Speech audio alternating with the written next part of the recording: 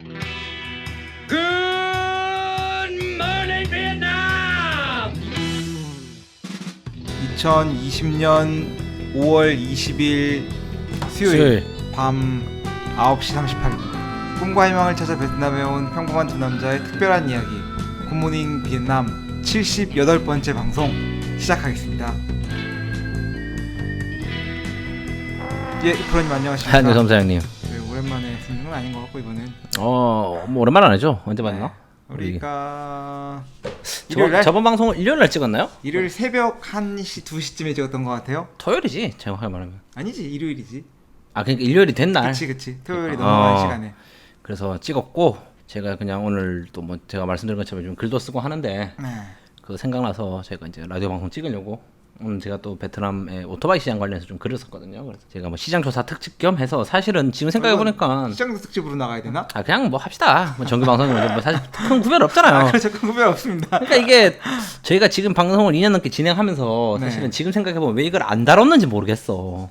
그러니까 이거를 뭐 특별 주제로 다루진 않았고 물론 얘기는 항상 해왔지만 뭐 베트남 오토바이가 많다 어떻다 뭐 이런 얘기들을 많이 했는데 네. 사실은 뭐 한국 분들이 많이 생각하시는 게 일단 첫 번째로 베트남에 대해서 떠오르는 인상이 그거 아닙니까? 그 오토바이. 그렇죠. 오토바이의 국가. 네, 오토바이가 많다라는 네. 얘기를 하는데 지금 2년 동안 지금 한 번도 저희가 이 내용을 안 다뤘다라는 게 좀 의문스러운데 이제 저도 생각나다 보니까 좀 자료 조사도 하게 됐고 해서 이걸로 좀 방송을 진행해 보려고 한다. 네. 뭐 잘 지냈어요 요즘 그래서. 잘 어떻게. 지냈습니다. 벌써 이 사진 띄우면 안 되는 건가? 그렇지. 이 눈치. 그래서 요즘 뭐 별일 없어요 그래서. 네, 뭐 별일 없이 잘 지내고 있습니다. 뭐 지금 저희가 3일 근황 토크 한지 3일도 안 됐어가지고 뭐 최근 3일 안에 또 뭐 재밌는 일 없었냐. 그런 게 있을 게 없었고요. 요즘 뭐 바쁘게 지냈고 잘 지냈습니다. 뭐 저는 별일 없었고 이프로님은 별일 없으셨나요? 뭐 저도 별일 없습니다. 그래서 3일 만에 보는 거다 보니.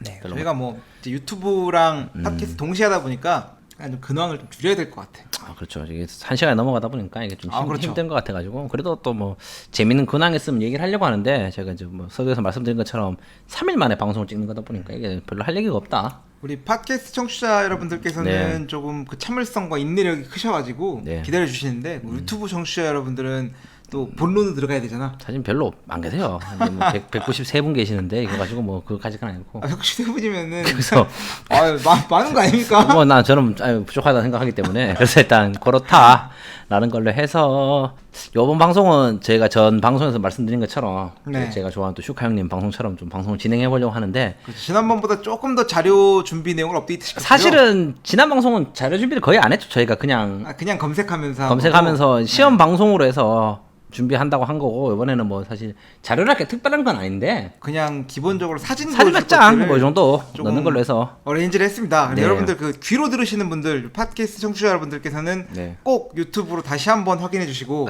그런 거 필요 없이 그냥 그 특정 키워드 관련해서 네. 그 구글에 검색하시면은 첫 번째 아니면 두 번째로 뜨는 이미지이기 때문에 굳이 뭐 유튜브 들으실 필요까지는 없고 만약 사진이 궁금하다 하시면은 그 특정 키워드 검색하시면 나온다라는 걸로 해서 요번에는 간만에 보는 게 아니고 한 3일 만에 보는 거라 가지고 근황 토크 정도로 하고 그렇죠. 바로 방송 시작하는 걸로 하겠습니다.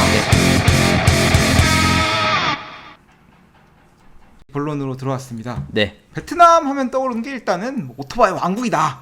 오토바이 왕국 네. 왕이 없지만 좀 뭐 구태기는 표현이지만 일단 뭐 그만큼 오토바이 많죠 사실은. 왕국에도 왕이 있어야 되나? 왕국이니까 왕이 있어야지. 그러네. 그렇지. 동물의 왕국에는 사자가 왕이죠. 그렇죠. 사장 네. 왕이고 또 뭐 있습니까 또 뭐 뭐 왕이 있으니까 왕의 여기가 나라니까. 강간의 왕.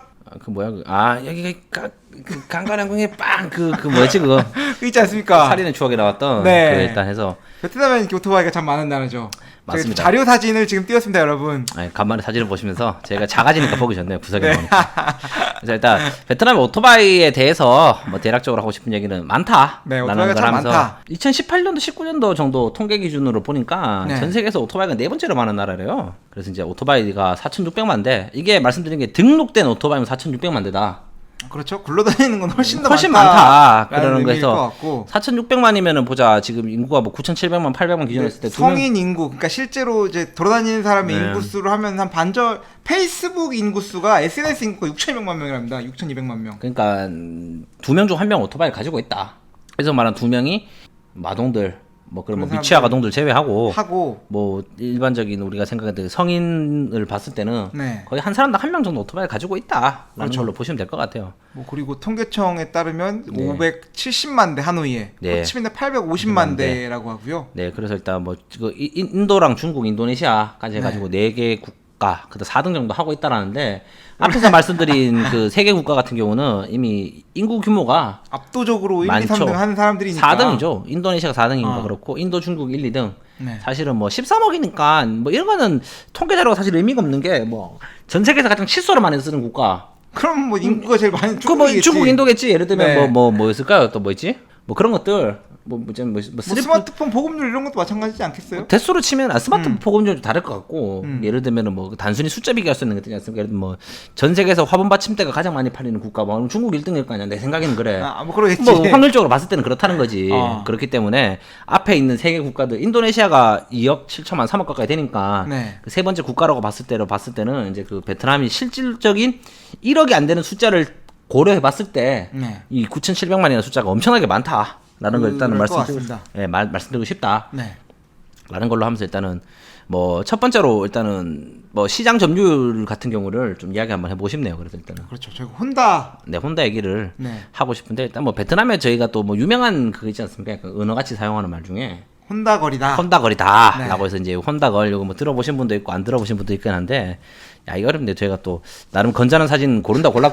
이게 그 구글에 혼다거리라고 검색을 하니까 최상단에 뜬 사진 네, 한 장. 한 두 장 정도. 네. 저 오른쪽 사진 같은 경우는 딱히 뭐 그런 쪽은 아닌데 제가 봤을 때 왼쪽은 좀 느낌이 난다. 그 아마 저거 오토바이 근데 혼다 아닐 거예요 지금 저거. 저 혼다 아닌가? 베스파인가? 베스파인 것 같아. 그때 여기서 이게 뭐냐면은 그 예전에 이제 그 베트남에서 그 성매매라든지 이런 직업 여성분들 을 갖다가 혼다 거리라고 많이 많이 했다고 불렀죠. 하죠? 많이 불렀다고 그러죠. 왜 혼다 그러냐고. 오토바이를 타고 나서 다니면서 이제 그 혼다 중고 오토바이 그리고 그런 게 있지 않습니까? 또 아무래도 저런 직종에서 일하시는 분들이 조금 더 이 뭔가 소득적이 높다 보니 오토바이도 좀 혼다 타고 그렇죠. 그런 거 하면서 이제 그 호객을 많이 했다 그러더라고요. 혼다 오토바이 타고 다니면서 이제 네. 저기 좋은데 놀러 가자라고 호객하신 분들 보고 혼다 거리라고 불렀는데 이 말이 뭐냐면은 일단은 혼다 제품이라는 것들이 이제 그 베트남의 베트남에서 상징적인 거. 상징적이다. 오토바이 상징. 한국으로 치면은 뭐 미원이 고유명사가 아닌데 고유명사가 된 것처럼. 그리고 베트남에서도 지금 약간 미원이 그런 느낌이잖아요. 그렇죠. 지금. 고유명사가 아닌데 대명사화 된 것처럼 이라고 말하는 게 맞죠? 대명사가 아닌데 고유명사 된 거 아닌가? 아, 그치. 고유명사인데 미원이라는 고유의 브랜드인데 이게 마치 그 대명사가 됐다. 대명사화 된 거라고 볼 수 있는 거죠. 일단 뭐 둘이서 무슨 얘기인지 잘 모르겠는데 일단 그 고유 명사가 이제 대명사가 됐다라는 그쵸. 느낌인 것처럼 이제 베트남에서도 이제 말씀드리고 싶은 게 혼다라는 브랜드가 일단은 뭐 이제 원탑 치고 있다라는 얘기하면서 일단은 이제 보면은 70% 정도 지금 시장 점유를 하고 있다라고 하는 것 같더라고요 지금 네. 보니까. 70% 정도 시장 점유율을 가지고 있고 네. 20%가 이제 나머지 야마하. 그 밑으로 이제 나오는 브랜드들 이제 심이라고 이제 그 대만 브랜드. 그런 브랜드가 있어요? 아 뭐요 그 심? SYM. SYM 베트남 브랜드였구나. 아니야 대만 브랜드예요. 그게. 대만 브랜드. 그게 약간 디자인이 약간 그 베스파 짝퉁처럼 생긴 디자인 있잖아. 네네 맞아요. 그리고 그 뭐 피아지오, PIAG 뭐 파지온가 피지온가 하는 거기 브랜드. 이탈리아 건가 그게? 그거 모르겠네 그러고 보니까 그까지는 뭐 그런 브랜드 나머지 이제 뭐 스즈키라든지 뭐 베스파 이런 브랜드들이 있긴 한데 사실은 여기는 그게 안 보여. 뭐가요? 그 대림. 대림이 없지. 대림 한국 브랜드 맞지 않습니까? 대림이 한국 브랜드죠. 네. 근데 대림 브랜드가 다 혼다 오토바이에서 라이센스 따서 만드는 거잖아. 그랬던 거 같아. 대림 혼다 이랬던 거 같은데. 그 저희가 뒤에서 말씀드린 뭐 슈퍼커브 이런 게 옛날 우리 그 기억나요? 그 시티백 이런 거. GT백 지금. 그 짜장면 배달하시는 분들이나 저희 그 불량 청소년들이 많이 타는 시티백 그게 아마 대림에서 그 슈퍼커브 라이센스 따가지고 이름만 바꾸고 할 거예요 아마. 제가 뭐 뒤에서 말씀드릴 건데 그런 얘기들을 하는 게 뭐냐면 혼다가 70% 이상을 잡고 있다라는 걸 일단은 말씀드리고 싶다라는 걸 하면서 아직까지도 베트남에서는 뭐 잘 와보셨으면 잘 알겠지만 대중교통이 이렇게 활성화되어 있지 않고 특히 뭐 지하철 이런 게 없지 않습니까 여긴 다. 아직까지는 없고 지금 열심히 짓고 있긴 한데 네. 아직까지는 없으니까 그리고 버스도 이용하기 불편한 상태고요 아직까지는. 또 차량도 지금 뭐랄까요 어떻게 보면은 아시다시피 이제 평균 임금에 비해서 차값이 비싸다 보니까 쉽게 좀 이용하기는 힘든 것 같고 그러다 보니까 대부분의 운송 수단은 한 20년 전에서 자전거였을 것 같고 그렇죠. 30년 전 정도 자전거였을 거고 지금은 이제 아마 오토바이로 많이 쓰신다. 지금은 그냥 네. 도시에 사는 사람 전 국민이 오토바이를 한 대씩 갖고 있다고 봐도 되지 않을까요? 거의 뭐 한 대 그런 네. 얘기 있잖아요. 그 혼다가 여기 베트남 베트남에 오토바이 팔아가지고 나머지 다 한다고. 그 약간 혼다도 약간 그 도요타 이런 혼다가 옛날에 좀 기업이 안 좋을 때 네. 베트남에 오토바이 팔아가지고 잘 됐다 뭐 이런 얘기도 있더라고요. 근데 진짜 오지게 많이 팔았을 거예요. 오직 많이 팔았죠. 지금 말씀드린 4,600만 대라는 게 물론 뭐 오토바이 내구성이 좀 차랑 다르긴 하지만 지금 30년 가까이 팔았기 때문에 이게 대단하다. 그렇죠. 70%라고 하면 한 4천만 대, 한 3,500만 대는 파는 건데. 파는 거다라는 걸 그거를 30년 동안 꾸준히 팔아왔으니까 앞으로도 팔 거고. 앞으로도 팔고 뭐 영원히 팔 거다라는 얘기를 하면서 그래서 이제 저희 접근해 보고 싶은 게 왜 그럼 혼다 오토바이가 잘 됐을까라는 걸 일단은 한번 얘기를 한번 해보고 싶습니다. 일단 말씀드린 것처럼 70% 가까이가 이제 혼다의 점유율이다라는 걸 통해서 이제 이거 한번 얘기해 보고 싶은 게 이런 걸 보다 보면 이제 외국 기업들의 베트남을 어떻게 바라보는지 그 시장 전략이라든지 이제 진출 전략에 대해서 한번 좀 이야기를 해보면 좋겠다라는 생각이 들어가지고 말씀드리고 싶은 게 일단 혼다는 70% 이상 베트남에 있는 오토바이는 거의 혼다다. 대부분이 혼다다. 네, 라는 거 보면서 제가 이걸 관련해서 좀 찾아봤어요. 왜 갑자기 혼다가 베트남에서 먹여줄까? 궁금하잖아. 사실 오토바이 종류 많은데 스즈키도 많고 야마하도 많고 뭐 일본 오토바이도 많고 사실 오토바이 종류라는 게 되게 많아요. 왜 그렇게 이렇게 잘 될까라고 하다가 그 얘기가 있더라고. 그 어떻게 되냐? 1900년도? 1990년도 이후에 네. 이제 베트남도 이제 도이머니가 시작되고 공산권 정권이 붕괴를 하면서 네. 사회 개방을 했지 않습니까? 지금 그게. 했죠. 사회 개방을 하기 시작하면서 일본 자본이 들어오기 시작했대요 그때. 이걸 제가 좀 뇌피셜 같이 본 뇌피셜은 아니고 어느 뭐 경제연구소 관련 그 이제 베트남에 대해서 시장 진출을 할 때 이제 한국을 제외한 다른 국가들은 어떤 스탠스를 가지고 이제 진출을 했는가 초기 진출 모델에서 분석한 약간 논문 같은 거 93페이지짜리가 있더라고. 네. 그럼 논문도 읽어봤어요? 아 제가 다 읽어본 건 아니고 대충 중요한 것만 골랐지. 내가 어떻게 다 봐 그걸 내가 그러고 있는데 베트남에 대해서 일본이 이제 그 진출하는 전략 자체가 좀 내가 생각했던 거랑 좀 많이 다르더라고. 네. 한국이 동남아라든지 베트남을 접근하는 게 어떤 걸까요? 뭐 저렴한 인건비 보통 그리고 뭐 생산 목적을 하는 뭐 그렇죠. 그렇잖아요. 우리가 네. 어떻게 보면은 좀 미안한 얘기일 수도 있지만 여기는 뭐 제조 기지잖아요. 제조 기지다 보니까 네. 인건비 따먹으러 사실은 들어왔단 말이에요. 삼성이나부터 시작해서 많은 한국 기업들 같은 경우 그렇죠. 그런 식으로 진출을 많이 했다는 거죠. 베트남이라는 국가에 대해서. 그러면서도 그렇게 제조 공장 짓고 뭐 이렇게 진행을 하면서 물론 뭐 삼성이라는 기업이 이제 브랜드 파워도 있긴 하지만 근데 일본이 이제 그쪽에서 분석한 글에 따르면 베트남을 진출하는 게 이 분석 내용은 일본이 지금 분석한 네. 거. 아니 그렇죠? 일본이 93년도 뭐 이제 베트남이라는- 개방되면서 이제 처음에 들어오기 시작할 때 내용이 어떻냐면 일본은 베트남을 내수 시장으로 보고 들어왔다는 거야. 베트남에서 제조 기지가 아니라 여기서 뭘 해보겠다라는 생각을 물론 뭐 가지고. 제조도 하겠지만 베트남을 내수 시장으로 봤다는 아, 거라고. 굉장히 보기 어려운 시각 같은데. 생각해 보면은 93년도 4년도면은 여기 1인당 GDP가 뭐 300불이 아니었을까 싶어. 그때 내수 시장으로 보려면 껏해야 양말 좀 팔아야겠다. 그렇지. 뭐 생각해 보면 300불, 400불도 안 됐을 것 같아. 왜냐면은 93년도면 한국이 평균 월급이 100만 원대가 안 됐을 거예요, 아마. 그랬을 것 같은데. 뭐 저희 아버지 때 생각해 보면 IMF 전에 월급 이제 뭐 150만 원, 100만 원 정도 받으셨다라고 제가 기억하는 건데 한국 이 1인당 GDP로 해갖고 만불 정도라고 봤을 때 그럼 베트남은 뭐 20분의 1 잡으면 500불인 거고. 500불도 안 됐을 거다라는 건데 여기에다가 이제 사람들은 일본 사람들 여기 진출했대요. 소비 시장으로 보고 여기다가 물건을 팔기 위해서 들어왔다. 그러면서 뭐 여기 우리 많이 먹는 것도 있잖아요. 뭐 일본 음료수라든지 뭐 벤또라든지 뭐 그런 그 일본 과자도 오이시 과자 이런 거 오이시 그런 것도 네, 있고. 그런 과자들이라든지 뭐 그런 걸 보고 들어왔다는 거죠. 그러면서 제가 그 제일료가 보고 좀 되게 재밌게 본 게 네. 장기적으로 본 것 같아 일본은. 왜냐면은 봐봐 지금이야 얘들이 300불 받지 GDP가. 그렇죠. 20년 뒤에도 그렇진 않을 거란 말이야 분명히. 20년 동안 버텨야 되는 게 문제인 거지. 어쨌든 간에 뭐 팔리든 안 팔리든 간에 그럼 생각해봐 일본이 다른 동남아 국가 뭐 태국이라든지 이런 국가에 제가 이전 방송에서 말씀드린 것 같은데 도요타가 우리 6.25 전쟁할 때 들어갔다는 얘기잖아. 62년도 뭐 63년도에 들어갔다고 제가 기억하고 있는데 그 말은 즉슨 그때는 태국은 뭐 했겠어 70년 전인데 지금보다.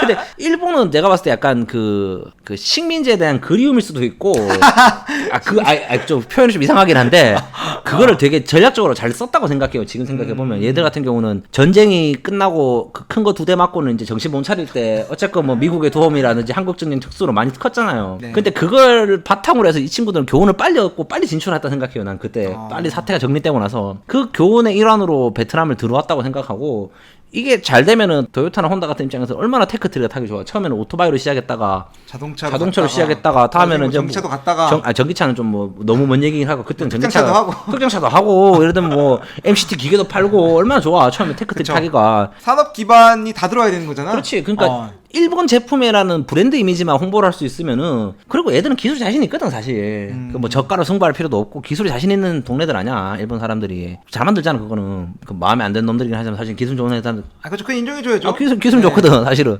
부품 소재 산업 뭐 기초 산업들 기초 산업 같은 경우는 뭐 사실 튼튼하니까. 튼튼하니까 사실은 그렇게 보니까 그 테크대로 그대로 그냥 넣으면 되는 거예요. 일본이랑 제페니스 브랜드가 좋다라는 인식 자체만 있으면 그냥 그 테크 그대로 쭉 밟으면 되는 거지. 네. 그렇기 때문에 혼다의 진출 전략 같은 게 되게 좀 재밌게 봤다. 네. 한국에 있는 그 우리랑 좀 시각이 달랐는 거고 만약에 이게 주기어지고 삼성이라든지 한국 기업이 진출 안 했으면은 뭐 어차피 여기도 동남아에 있는 뭐 태국 넘버 2 정도가 되지 않았을까 베트남도. 네. 라는 생각을 해보네요. 저는 갑자기 드는 생각인데 이게 지금 와서야 지금 뭐 잘 되고 한국이 들어와서 사실은 지금은 뭐 외국 기업도 따졌을 때 그 투자 비율을 찾으면 한국이 제일 1등이지 않습니까? 근데 현재로서는 뭐 8,000개 외투 그렇죠. 유출했다 하니까. 네. 근데 이게 만약에 이 상황에서 한국이 들어오지 않고 그냥 시간 쭉 흘러갔으면은 여기도 그냥 뭐 일본 바닥에 있지 않을까? 그렇죠. 태국이랑 뭐 다를 바 없는 그런 저런 생각도 좀 들긴 들다라는 거죠. 이제 그러면서 얘기하는 게 이제 왜 그럼 이제 첫 번째가 일찍 들어갔다. 그건 되게 중요하다 생각해요. 굉장히 일찍 들어갔다는 거지. 베트남이 그때 도이머이가 89년도인가 있었죠. 그 이후부터 해외 개방하면서 이제 뭐 진행하고 이제 뭐 중국이 이제 중국이 이제 공산권 무너지고 이제 뭐 베트남도 사실은 이제 공산권 정권이 무기하면서 그때부터 거의 바로 들었다 보면 되니까. 그래서 혼다가 들어온 게 90년대 초반으로 제가 기억합니다. 거죠? 예, 혼다라는 회사 일본에 있는 오토바이 회사들이 들어온 게. 그럼 그때 전만 해도 베트남 사람들이 그 우리가 알고 있는 자전거를 타고 다녔을 거다. 아니면은 거다. 그거 딱 했지. 그 옛날에 그냥 미군 찝차 타거나 그 버려놓은 찝차 계좌해가지고 찝차 타거나 그렇지 않았을까. 그쵸. 라는 생각이고요. 첫 번째가 말씀드리는 게 왜 오토바이 시장은 또 혼다 꽉 잡고 있다. 먼저 들어왔다라는 거고 두 번째가 뭐냐면은 오토바이 잘 만들어요 사실. 혼다 오토바이 잘 만들지. 잘 만들죠. 그리고 앞에서 말씀드린 것처럼 그 미리 진출을 했기 때문에 그 선점을 했고 두 번 그렇기 때문에 오토바이 관련 인프라를 깔 수가 있어요. 부품 회사 대리점 우리 봐도 혼다 대리점이 제일 많아. 혼다 대리점 진짜 많아요. 진짜 많아요. 그 야마하니 스즈키니 대리점을 보려면은 찾아가야 돼. 말 좀 보태서 한국에서 맥도날드 보는 것처럼 보입니다. 혼다 대리점은 이게 이미 박아놨어요. 이게 뭐냐면 20년 전부터 이미 브랜드 이미를 쌓고 박았다는 얘기인 거고 두 번째 정품 수리센터 보면은 엄청나게 많고 세 번째가 뭐냐면은 또 여기는 정품 아니고 또 그 뭐 대리점들 많잖아요. 동네 수리업자라든지 그냥 동네 AS 센터라든지 동네 뭐 그 영업 이런 거 하는 거 많은데 앞에서 깔아놓은 게 많다 보니까 그런 부품 공급이나 조달 같은 경우가 압도적으로 쉽다는 거야 이제 여기는. 그리고 전 오토바이 전문가가 아니라서 모르겠는데 이게 기종들끼리 호환되는 부품이 되게 많대요 혼다께. 혼다 내에서 뭐 자기 거니까 그렇지. 근데 그게 뭐냐면은 혼다 오토바이가 퍼져 있으니까 그 부품 땡겨가지고 호환 이거 돌리기 쉽다라는 거. 예를 들면 갑자기 야마 부품 땡겨올 수는 없는 거고. 그러겠죠. 예, 그러니까 선점 효과를 바탕으로 해서 이제 이쪽에 제 생각이지만 혼다 같은 경우는 인프라를 엄청나게 깔았다. 근데 혼다 제품은 지금 메이드 인 어딘가요? 베트남도 있어요 여기 지금. 메이드 인 베트남도 베트남에 생산하고 있고. 두 번째가 뭐 기술력이 좋아요. 사람들이 이제 그런 과정을 거치다 보니까 사실 오토바이라는 게 고장이 잘 안 나긴 하는데 일본 쪽 오토바이 같은 경우가 특히 견고하고 고장이 잘 안 난다 그러더라고. 네. 고장이 안 나니까 이제 특히 또 베트남이 또 도로가 어렵고 막 지금도 그런데 예전에 어떤 그렇겠어요. 그러니까 그 고장 안 나는 견고한 뭔가 오래가는 약간 그런 브랜드가 이미지가 남아 있다라는 거고 이제 그 얘기를 할 수 있는 게 그러면 왜 신흥 업체들은 여기에 못 들어왔냐라고 생각하는 게 일단은 말씀드린 게 여기다 보시면 나오나요 지금 네. 브랜드 인 유즈들 나오죠 여기 보면. 혼다가 지금 74% 전체 토탈로 그렇죠. 2등이 어디냐면은 야마할 거야. 야마하고요. 네. 3등부터는 안 보이는 상태인데. 뭐 1%대, 뭐 그렇죠. 2%대, 3%대 이런 도시별로 봤을 때는 하노이는 진짜로 혼다가 꽉 잡고 있고 네. 80%가 넘잖아요. 그렇죠. 그리고 호치민 시티는 60 한 몇 퍼센트. 그리고 아덜 시티도 뭐 호치민이랑 비슷한 상황인 네. 것 같고. 그래서 아까 말씀드린 것처럼 혼다 오토바이는 고장이 잘 안 나고 견고한다는 이미지가 네. 이미 다 갖춰졌고 아까 말씀드린 것처럼 선점을 했기 때문에 뭐 부품이라든지 그런 뭐 정비소, AS 뭐 이제 뭐 생산 뭐 공급받고 하는 거에 대해서 문제가 없을 거다라는 거. 그리고 말씀드린 것처럼 베트남이 도로가 이제 좀 험한 데가 많다 보니 좀 견고한 오토바이를 찾다 보니까 혼다 오토바이를 많이 찾지 않았을까. 사실은 거의 명품이잖아요 여기가.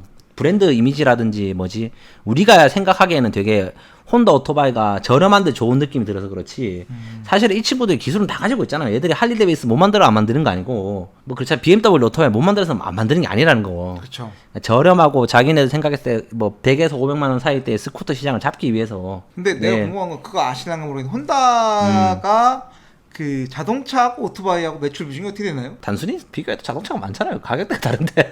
아니 그러긴 그런데 이 베트남 내에서의 얘기를 한 거고 베트남 내에서 좀 베트남 비슷비슷한. 안에서는 그래도 클 것 같은데. 아 훨씬. 비슷비슷할 걸까? 아니지. 아 그래도 안에서는 오토바이가 크겠지. 아 그래도 차가 많지. 차값이랑 오토바이랑 가격 차이가 얼만데. 혼다 오토바이 보통 뭐 리드 이런 거 200만 원 하잖아요. 아 근데 베트남에서 혼다 오토바이 코드만 해도 30대 팔릴 때 자동차 한 대 팔릴까? 그런가? 30대가 그러니까 30대가 너무 30대 40대 기준으로는 뭐 애매하게나 비슷할 수도 있겠고 그러니까. 뭐 하여튼 뭐 모르겠는데 내가 말한 건 그걸 얘기한 거고.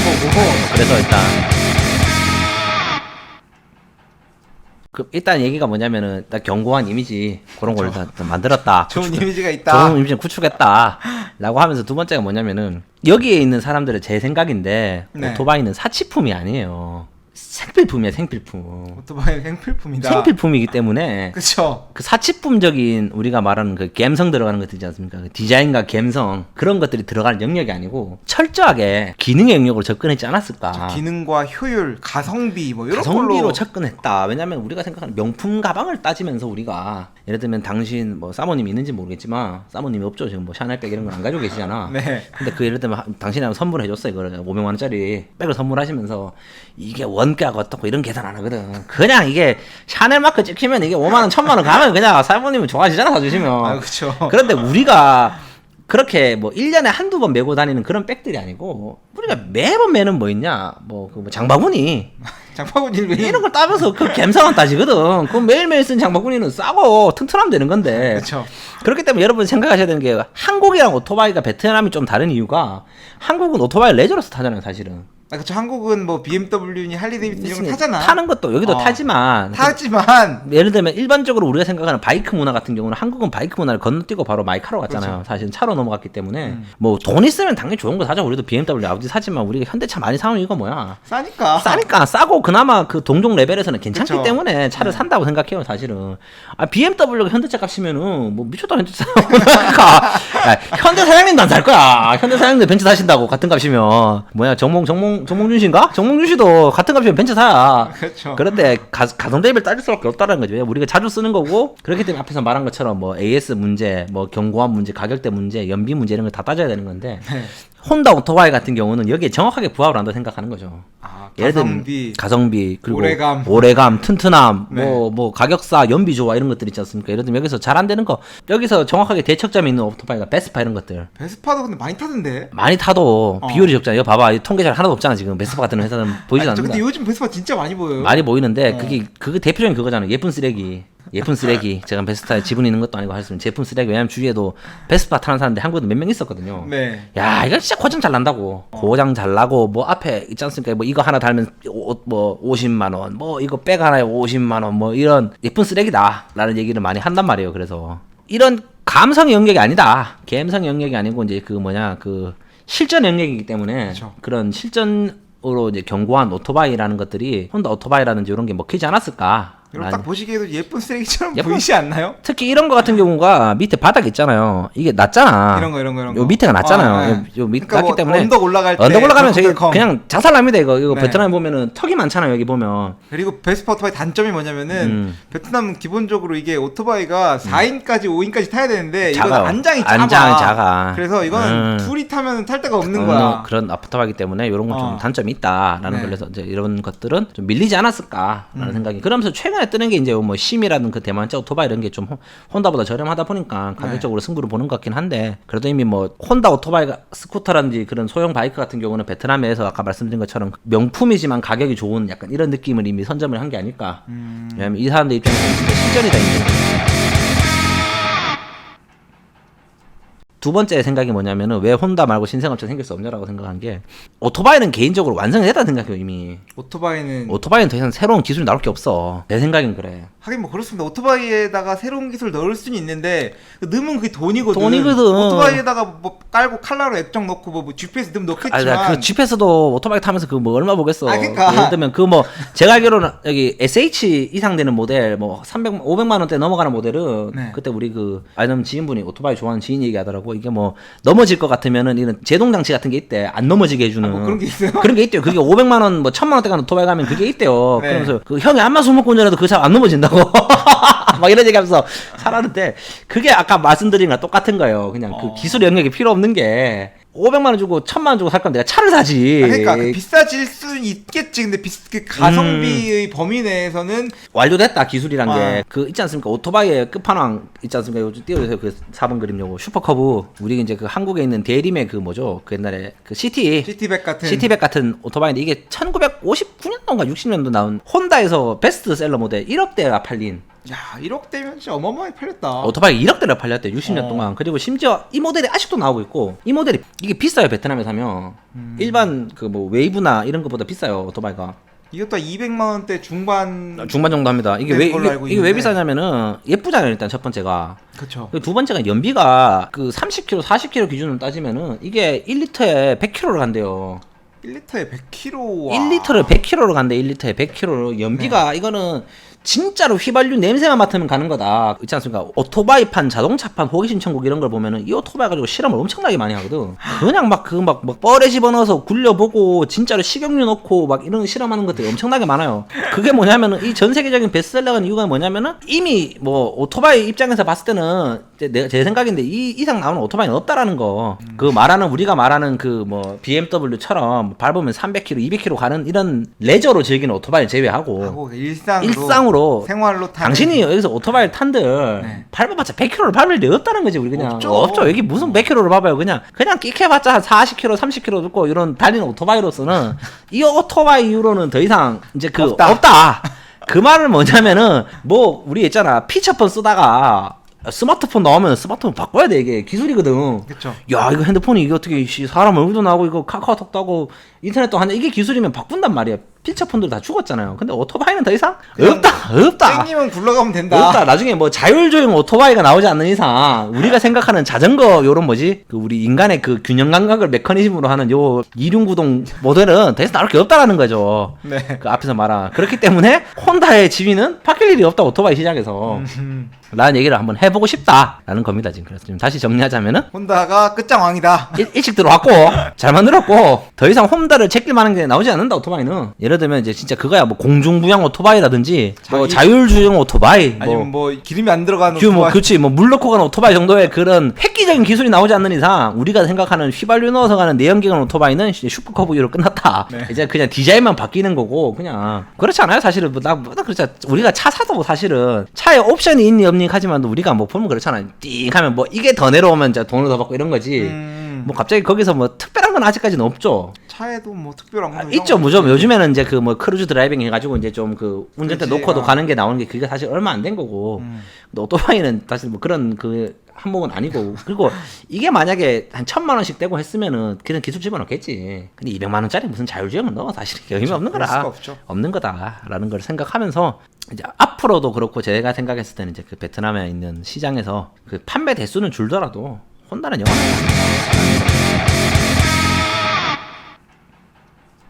혼다 이후로 더 이상의 내연기관 오토바이는 없다라는 라는 걸로 결론을 지으려고 한다. 라는 거에서 이제 그러면 자 우리가 이제 또 다음 얘기를 해보고 싶은 게 오토바이 시장의 미래에 대해서 그러면 뭐 오토바이 시장의 미래 알아봐야 될 거 아닙니까? 알아봐야 되는데 일단 제 내피셜이긴 합니다만 네. 일단 요 오토바이 사진을 띄우면서 일단 얘기를 해봐야겠네 지금. 아 이거 디자인이 예뻐. 이거 약간 네 예뻐요. 요건 예뻐. 네. 요건 잘 뽑아서 이거 실제로 보면 괜찮아요 오토바이인데 이게 뭐냐면은 전기 오토바이죠? 전기 오토바이죠. 클라라라고 해서 이제 그 뭐냐 빈페스트에서 하는 네. 그 전기 오토바이 모델인데 이거는 실제로 길에서 이렇게 다니다 보면 오토바이 몇 대씩 보이거든요. 이거는 종종 보이는 것 같아. 가격대가 싸지가 않아.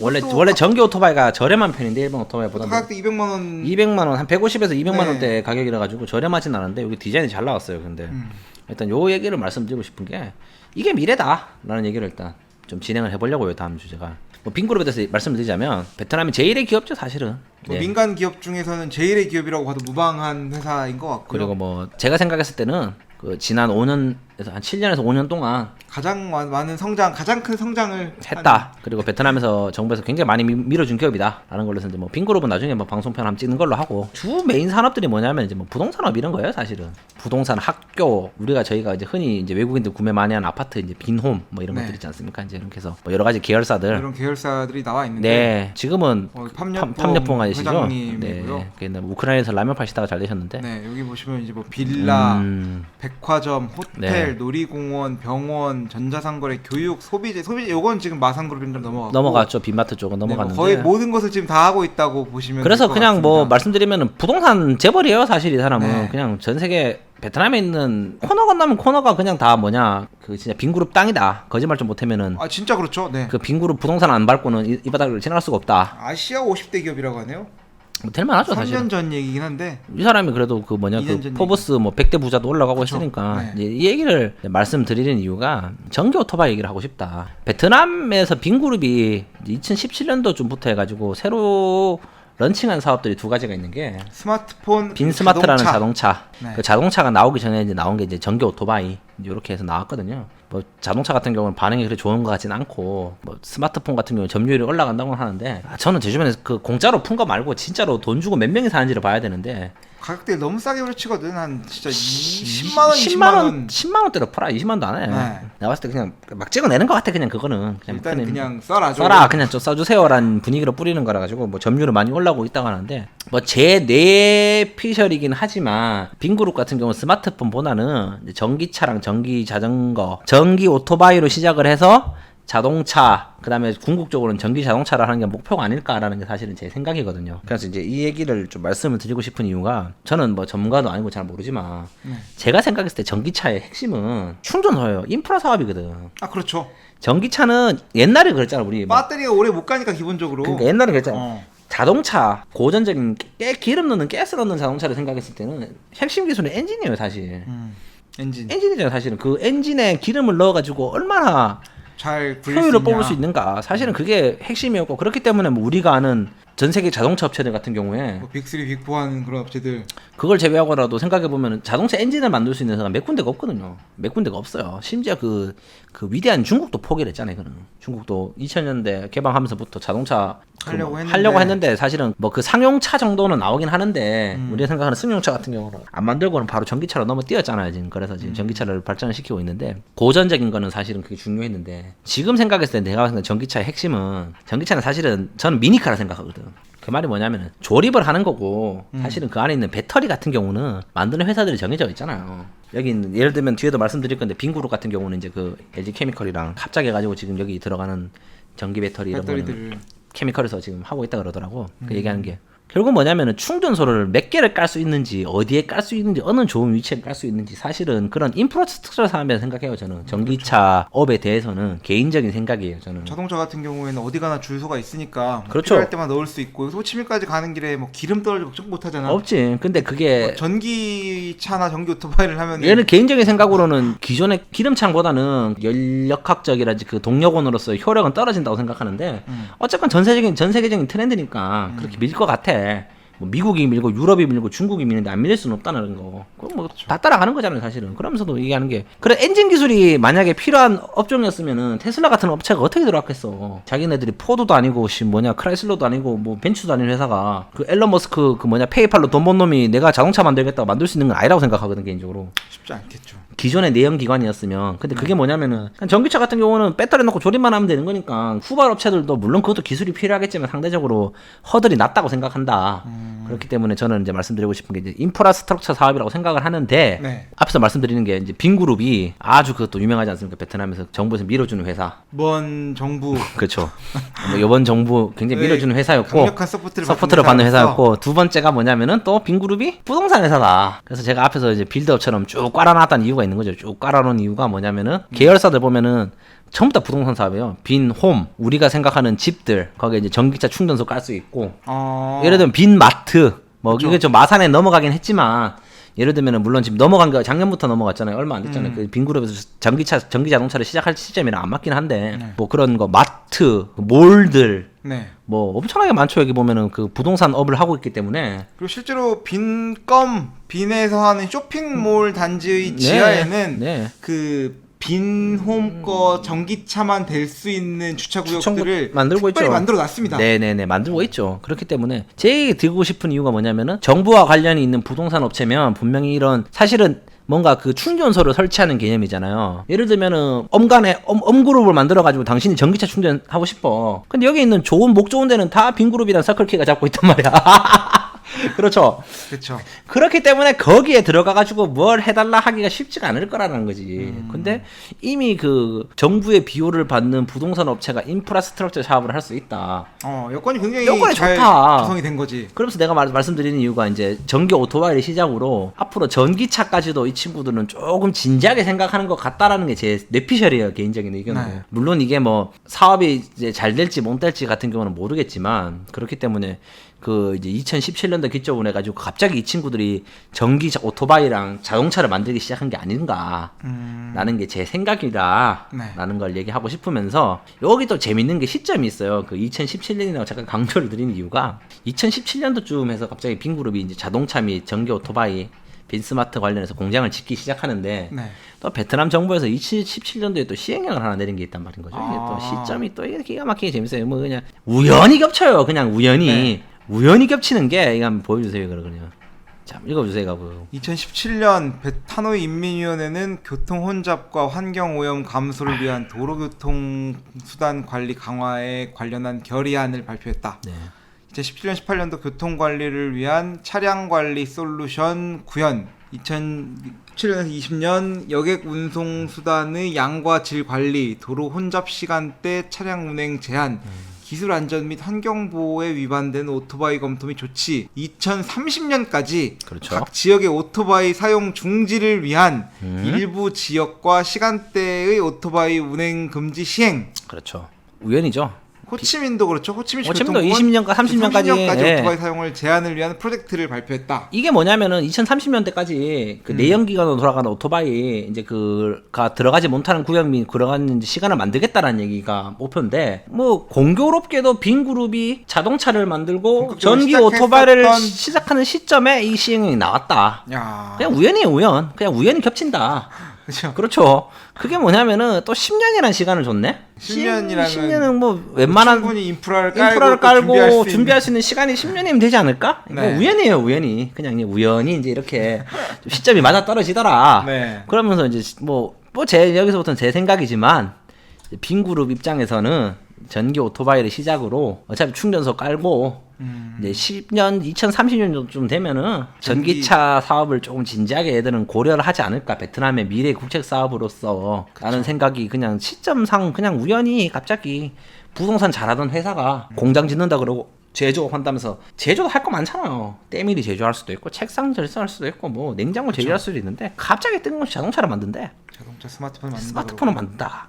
이거 한번 좀 재밌게 볼 필요가 있을까 않을까? 그러면서 그러니까 뭐 한국도 이를테면 뭐 바이크를 뛰어넘고 마이카 시대가 왔던 것처럼 그렇죠. 베트남도 내연기관 자동차의 마이카 시대를 뛰어넘고 바로 전기차 관련 마이카로 올 수 있는 거잖아. 있을 수 있지 않을까라는 게 뭐 제 음모론적인 음모론인데 그냥 뭐 우연히 시점이 맞아 떨어진다는 거예요. 정부의 시행령 그 빈그룹에서 갑자기 제조하는 물건이 해피림 자동차다. 차라리 얘들이 비행기를 만든다 했으면 이런 생각도 안 들었을 거야. 애들 갈 때까지 갖고나 싶었는데 사실은 비행기에 육박하죠. 자동차를 만든다는 게 거의 뭐 현대 그 과학 기술의 정수가 들어가기 때문에 이것도 쉽지 않은 선택을 하는 건데 그러면서도 이게 좀 진지하게 생각을 하지 않았을까. 그래서 뭐 조금 더 나가자면은 여기서 현대가 다른 나라로 갔잖아. 인도네시아로 갔죠. 본격적으로 가보겠다고 갔죠. 하고 있는 거죠. 간 이유가 약간 이런 것도 있지 않을까. 그 예를 들면은 삼성은 빈그룹이 스마트폰을 만든 관심이 없고 저 니네가 해봐야 뭐 알아서 하세요. 뭐 우리는 뭐 크게 신경 쓸 건 없는데 현대 같은 경우는 이걸 조금 진지하게 생각하지 않았을까? 빈그룹에서 자동차 만든다고 하니까 물론 뭐 제 내피셜이에요. 근데 뭐 현대가 들어올 때부터 고민을 안 했었진 않았을 것 같은데 네. 지금 뭐 빠졌다고 볼 수는 또 없는 거잖아요. 그렇죠. 뭐 지금도 생산하고 있긴 한데 근데 갑자기 뭐 잡음이 많았어요. 사실 현대 들어올 때부터 뭐 이상하게 정도로 잡음이 많았다. 물론 뭐 제가 현대 임직원도 아니고 모르는 사람이지만도 좀 그런 거를 좀 보면 좋지 않겠나 싶어서 아마 2030년까지 해서 베트남 정부는 뭐 저희는 오피셜이지만 전기 자동차를 본격적으로 개발하려고 하지 않을까 하는 네, 생각을 거기에 해본다는 거고. 거기에 이제 스텝으로 이제 전기 오토바이를 생산을 하는 게 아닐까. 그래서 제가 봤을 때 뭐 지금 뭐 저희도 방송 많이 보는데 빈그룹 차가 안 팔릴 거예요. 차는 지금 내연기관으로 되어 있는 건 거의 안 팔리고 거고. 있는데 그거는 그냥 물론 여기서 이제 회사가 자빠지니 어쩌니 이제 그거는 모르겠지만 그때 그 자동차 사업을 런칭했을 때 그 당시로 돌아가면은 그 이제 정부랑 해가지고 이제 이거 한번 밀어보자라고 한 게 아니었을까라는 게 제 생각이다라는 걸로 일단은 뭐 전기차 관련 한번 재미로 보시면 돼요, 그건 제 생각. 일단 그다음에 그럼 오토바이 그 부자재들 부자재들 딴 건 제가 모르겠고 여기 보이는 데가 몇 군데 있어요. 사실 이게 하이바죠, 오토바이 하이바인데 그렇죠. 이게 굉장히 조약합니다. 사실은 이게 일반적인 저희 베트남 사람들이 쓰고 다니는 오토바이 하이바인데 하이바를 보통 돈 주고 사는 사람들이 거의 없고요. 그거니 일반적인 베트남 사람들이 하이바는 뭐 그냥 경품으로 받거나 뭐 은행, 마트 아니면 그 이걸 사도 뭐 3,000원 정도 살 거야 아마. 진짜 5만 동이면 5만 원 사요. 그냥 이게 뭐냐면은 안에 뜯어보면 막 신문지 같은 거 들어가 있고 막 그 맞아요. 이거 막 이렇게 구겨져요. 이거 손으로 하면은 네. 저거는 뭐냐면은 사고가 나면 작살이 난다는 거죠. 근데 그게 뭐냐면은 사람들이 이걸 쓰고 다니는 이유가 뭐 천천히 운전하기도 하고 사실 사고 나면 죽거든.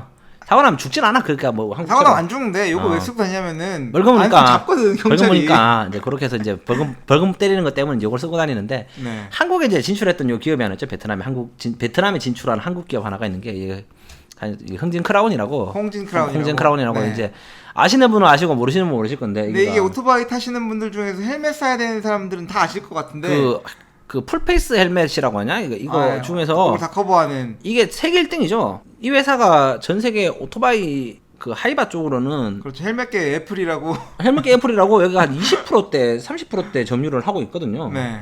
그러면서도 이제 여기 이분들이 이제 그 베트남에 진출해서 공장도 있으시고 이제 그 뭐랄까 생산도 하시고 판매도 하시고 하시는데 제가 봤을 때는 그 별로 수요는 있지 않은 것 같다. 여기서는 일단 기본적으로 이런 비싼 헬멧 그리고 덥잖아요. 더운데 이거 얼굴 다 가리는 거 쓰면 또 덥고 그렇죠. 가격대가 일반 헬멧 아까 말씀드렸던 동네에서 파는 거 대비 최소 10배 이상. 10배 넘으면 이거 한 15만 원 20만원씩 하는데 이거 홍진 크라운 헬멧이 보통 저렴하게 나온 게 50만 60만 동짜리 나오는데 그건 있지만 그럼 이제 그거는 말 그대로 그냥 기능은 있겠지만 그냥 일반적인 헬멧이 비싼 거고 여기서 진짜로 나오는 비싼 그쵸, 헬멧은 제대로 된 거는 뭐 100만 원, 100만 원, 50만 원, 100만 원씩 하기 원인데. 때문에 이런 거 같은 경우는 수요가 없다. 그렇죠. 없죠. 아예 없죠. 아예. 어이없다. 그래서 여기도 진짜 보면은 빈그룹 회장도 이런 거 안 쓸 안 겁니다. 쓰가 안 써. 왜냐면 차를 타면 다 지금 안 타거든. 그치. 그러니까 여기도 속도 즐기는 친구 같은 경우는 저런 풀페이스 풀커버 헬멧 쓰긴 하던데 네. 사실은 그 비율이 많진 않다 보니까 이제 이런 걸로 이제 좀 뭐 생각보다 잘 팔리시는 것 같지는 않더라라는 얘기를 하면서 두 번째가 이제 말씀드리고 싶은 게 이제 얼마 전에 기사 보다 보니까 작년에 진출했더라고요. 회사가 MBI라는 회사인데 네. 저도 처음 들어보는 회사였어요. 자료 사다 보니까 나온 회사인데 그 베트남에 그 전기 오토바이 시장을 공략하기 위해서 작년 뭐 7월부터인가 8월부터인가 해서 런칭을 한 회사.